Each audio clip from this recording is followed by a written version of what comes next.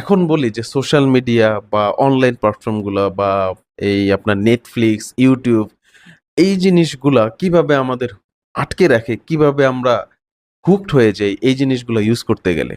Because social media, online streaming প্ল্যাটফর্মগুলা এমনভাবে design করছে বা এমনভাবে ডিজাইন করতেছে ডে বাই ডে যাতে আমরা ইজিলি তাদের প্ল্যাটফর্মগুলোতে আটকে যাই এবং সেই প্ল্যাটফর্মগুলোতে অনেক বেশি সময় স্পেন্ড করি। তাদের টার্গেট একটাই যে আমরা যত হুকড থাকবো, আমরা যত আটকে থাকবো ততই তাদের প্রফিট।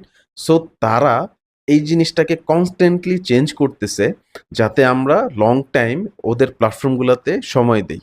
দেখবেন এখন লং ভিডিও মানুষ কম দেখে, শর্টস ভিডিওগুলো বেশি দেখে। এই জিনিসটা আসলে কোত্থেকে আসলো? এই জিনিসটা কোভিডের পরপর টিকটক থেকে এই জিনিসটা ভাইরাল হয়। আগে কিন্তু ফেসবুকে ছোট রিলস বা ইনস্টাগ্রামে বা ইউটিউবে কিন্তু আগে শর্টসও ছিল না। এই টিকটক আসার পর এখন সব প্ল্যাটফর্মই শর্টস ভিডিওগুলা ইউজ করতেছে। এর ফলে যেটা হচ্ছে যে আমাদের অ্যাটেনশন স্প্যান কিন্তু ধীরে, ধীরে কমতেছে। আগে আমরা লং ভিডিও দেখলেও বিরক্ত হইতাম না। এখন কিন্তু শর্টস ভিডিও দেখতে, দেখতে লং ভিডিও আর ইনফরমেটিভ কিছু দেখতে আমাদের মনেই চায় না।